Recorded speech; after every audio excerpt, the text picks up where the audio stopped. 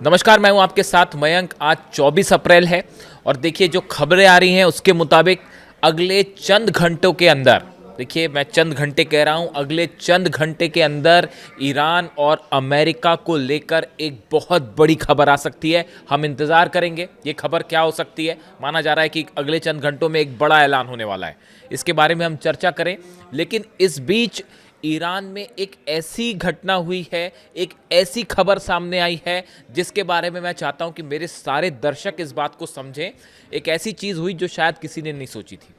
रात के अंधेरे में तेहरान के आसमान में अचानक फ्लैश लाइट्स दिखाई दी और ऐसा लगा जैसे कि कोई बहुत बड़ी आवाज़ हुई है, कोई हमला हुआ है। और उसके बाद पूरे तेहरान में जितने लोग हैं वो सब के लिए ये एक बड़ा कौतूहल का विषय था, हैरानी थी कि ये अचानक तेहरान के आसमान में क्या हुआ।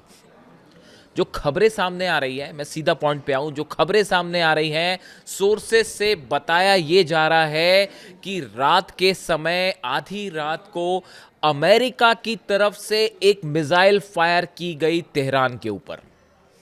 ये डिकॉय मिसाइल थी। ये एक ऐसी मिसाइल थी जिसमें वॉरहेड्स नहीं लगे थे, यानी जिसमें किसी तरह से धमाका करने वाला जो बारूद होता है, सामान होता है, वॉरहेड जो होता है वो उस मिसाइल में नहीं लगा था। लेकिन फायर सोर्सेज जो बता रहे हैं कि अमेरिका की तरफ से की गई और किसी एयरक्राफ्ट कैरियर से की गई, हो सकता है अब्राहम लिंकन से फायर की गई हो, जैसे स्पेकुलेशन से। ये मिसाइल जैसे ही ईरान के एयर स्पेस में एंटर करती है, ईरान में अलर्ट हो जाता है और तेहरान के आसमान में ईरान के एयर डिफेंस सिस्टम ने इस मिसाइल को मार गिराया। जो खबरें आ रही हैं उसके मुताबिक ईरान के एयर डिफेंस सिस्टम ने अमेरिका की इस मिसाइल को हवा में तबाह कर दिया।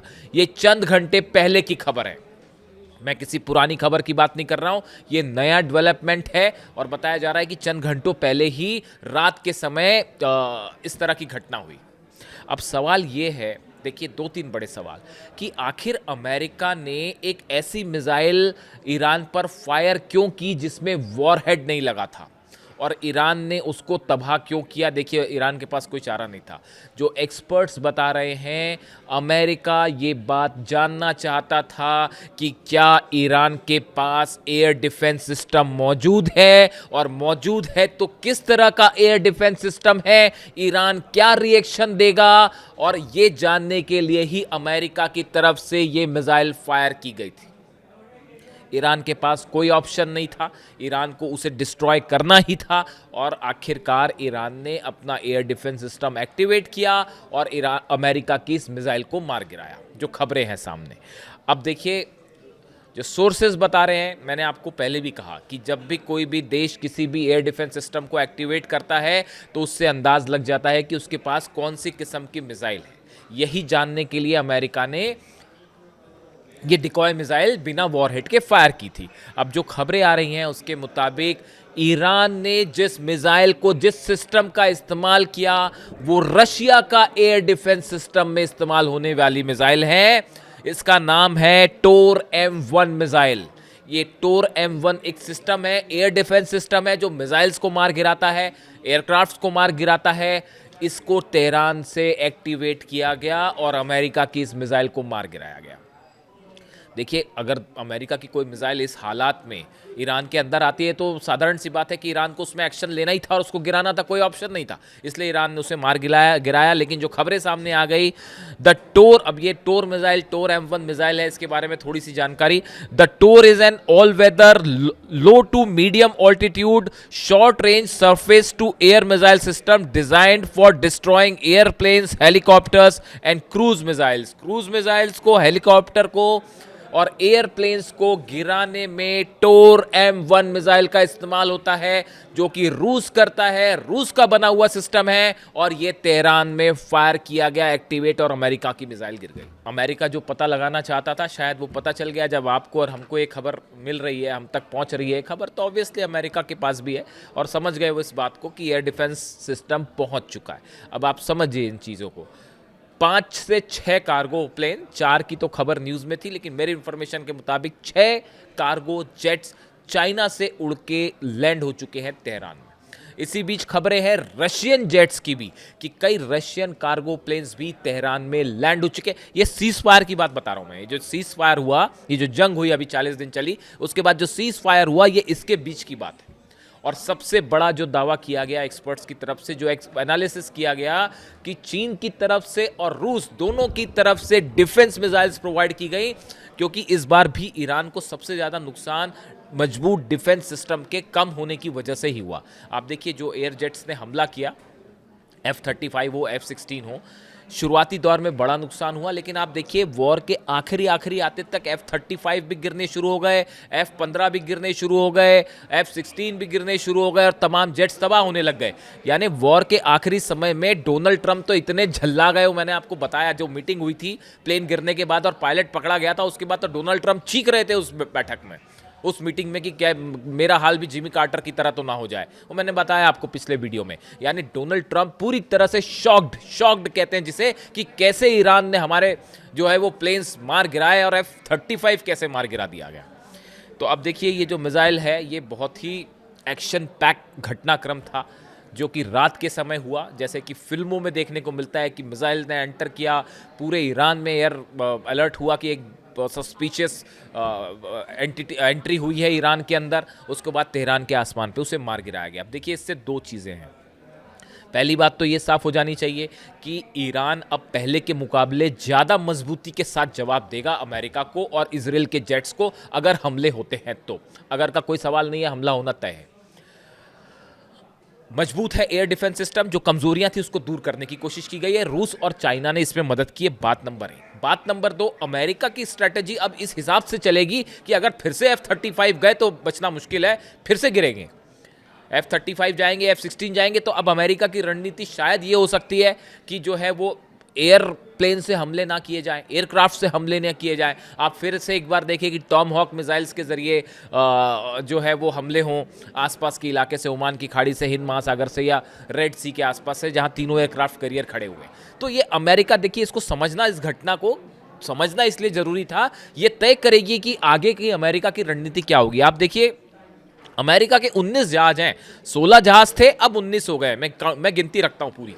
देखिए आपको, जब आप किसी वॉर कवरेज को करते हैं तो आपको हर छोटी से छोटी इंफॉर्मेशन की पे नज़र रखनी पड़ती है। वो ये बताता है कि अमेरिका के कौन से जहाज़ कहाँ मौजूद हैं, किस लोकेशन पे मौजूद है। वो ये बताता है कि ये हमला करेंगे नहीं करेंगे, और करेंगे भी तो कब तक, ये उनकी पोजीशन बताता है। आप देख लीजिए जो एयरक्राफ्ट कैरियर हैं जो इस समय हिंद महासागर में डिप्लॉय हैं, ओमान की खाड़ी में नहीं, हिंद महासागर में। कौन कौन से हैं?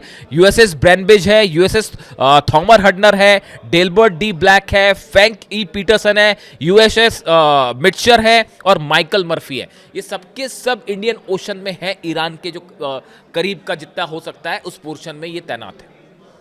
ये सबके सब वो जहाज हैं जिन पे टॉमहॉक मिसाइल्स हैं, और ये इस एरिया में है जो एक डिस्टेंस भी मेंटेन कर रहे हैं ईरान से, कि भाई कहीं ऐसा ना हो कि वहाँ से मिसाइल्स आ जाएं, क्योंकि वो फतह चलेगी और खुर्रम शहर चलेगी तो वो पता नहीं कहाँ कहाँ गिरे, और एंटी शिप मिसाइल्स जो हैं वो कहाँ कहाँ गिरे। 1000 मिसाइल्स प्रोवाइड करने की बात हो रही है। ऐसा जो है डिफेंस सर्कल में चर्चा है कि करीब 1000 के आसपास मिसाइल्स जो हैं वो लैंड की हैं तेहरान में कार्गोस के जरिए। इस तरह की खबर है जिसकी चर्चाएं हैं, वरना अब तक हमला हो जाता साहब। ये जितने बड़ी ये जो जहाज खड़े हुए हैं, ये जो मैंने आपको 6 जहाज़ों के नाम बताए, इसके अलावा अब्राहम लिंकन अलग खड़ा हुआ है, जॉर्ज डब्ल्यू बुश अलग खड़ा हुआ है, और वो कौन सा है जिसमें आग लग गई थी, हाँ जेरल्ड आर फोर्ड, वो जो आग लगी थी लॉन्ड्री में और भाग गया था वापस, फिर आ गया है वो, तो वो जो है ये सब जहाज वहाँ पे खड़े हुए हैं।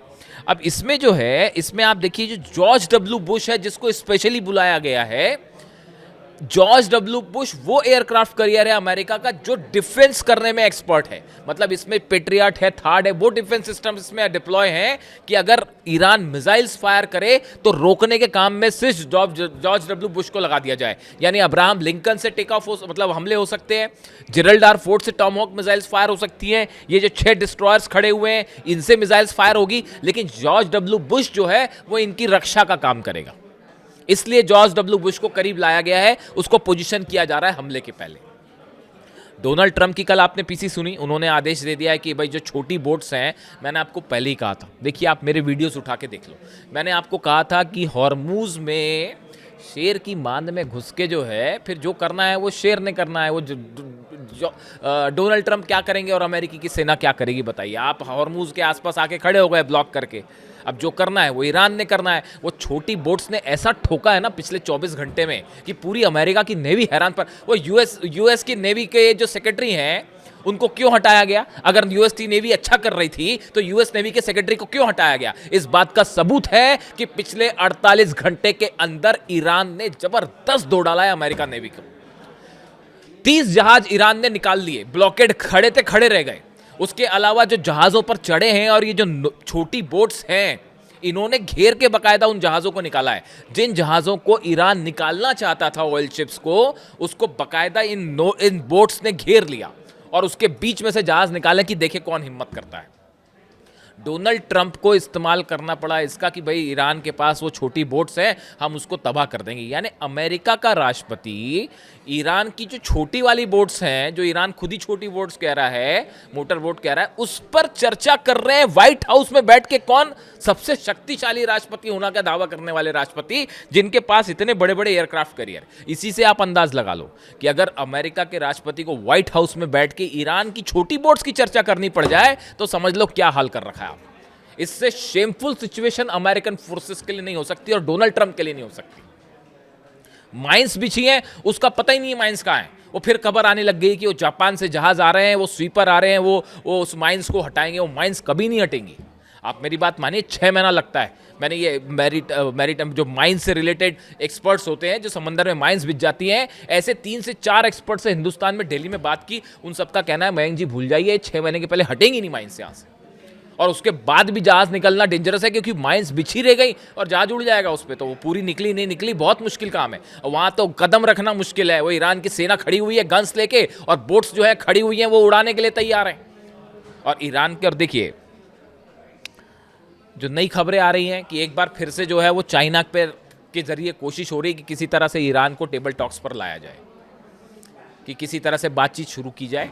लेकिन चाइना और रशिया ने तो साफ मना कर दिया, हम नहीं आ रहे, हम कोई टॉक वॉक नहीं कर रहे। आपने अमेरिका ने रायता फैलाया, अब अमेरिका साफ करे, डोनाल्ड ट्रंप जाने क्या करना है। और चाइना जो है, चाइना ने पिछली बार थोड़ा सा इनिशिएट किया था, लेकिन इस बार जो खबरें चाइना से है, चाइना भी इस मामले में पछड़े में बीच में नहीं पड़ना चाहता। ये जो मध्यस्थता वाली काम है वो चाइना भी करने को राजी नहीं है। उसकी बड़ी वजह है ईरान की जनता का गुस्सा। देखिए ईरान में जो प्रोटेस्ट की तस्वीरें आ रही हैं, आप देख ही रहे होंगे। 2 रात पहले मिसाइल सड़कों पर निकाली गई, फिर जो है वो ड्रोन सड़कों पर निकाले गए और वो इंकलाब स्क्वायर पर लाखों लोग जमा हैं। और सबकी एक मांग है, अमेरिका के सामने 1 इंच झुकने की जरूरत नहीं है। जो करना है डोनाल्ड ट्रंप कर ले, जो करना है अमेरिका कर ले। और वो बात अब खत्म हो गई। मैं आपको बताऊं, ये यूरेनियम की टॉक्स वॉक्स वो इस तरफ खत्म हो चुका है। इतना गुस्से में है ईरान की सेना और ईरान की जनता। और ईरान की सेना ने यह फैसला कर लिया है कि जो ईरान की जनता कहेगी अब वैसा ही किया जाएगा। अगर वो कहते हैं मिसाइल मारिए तो मिसाइल मारेंगे, जंग करिए तो जंग करेंगे। कहाँ टारगेट भी वो जनता तय करेगी अब, कि कहाँ मिसाइल गिरनी है। दुबई पर मिसाइल गिरनी है कि नहीं, सऊदी पर गिरनी है कि नहीं, बहरीन जॉर्डन कहाँ हमले करना है, वो अब जनता तय करेगी। ये एक नया रूप है डेमोक्रेसी की। हमने परिभाषा देखी थी, जनता द्वारा, जनता पर, जनता के लिए किया गया शासन ही लोकतंत्र है। To the people, for the people, by the people. अब यहाँ पे नया हो गया है वॉर टू द, ये जनता ही इस युद्ध को आगे लड़ना चाहती है और ईरान की सेना उस बात के लिए तैयार हो चुकी है। यानी ये जो टॉक्स वॉक्स वाली बात थी ना, ये एक चैप्टर था जो डोनाल्ड ट्रंप ने ख़त्म कर दिया। ईरान शायद के कुछ नेता शायद इस तरह से बातचीत, बयान, पहली दौर की बातचीत हुई आखिर, तो वो पहली दौर की बातचीत के लिए आ गए थे। लेकिन उसके बाद डोनाल्ड ट्रंप ने जिस तरह से इसको आगे बढ़ाया, उससे ये अब हमेशा के लिए ख़त्म हो चुका है।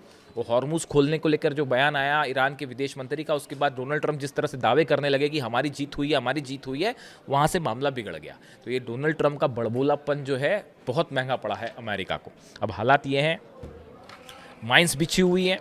इसी बीच एक बार फिर अलर्ट है रूस की तरफ और चीन की तरफ से ईरान के लिए कि किसी भी क्षण हमला हो सकता है, आप तैयार रहिए। और उसके लिए ईरान ने पूरी ताकत झोंक दी है।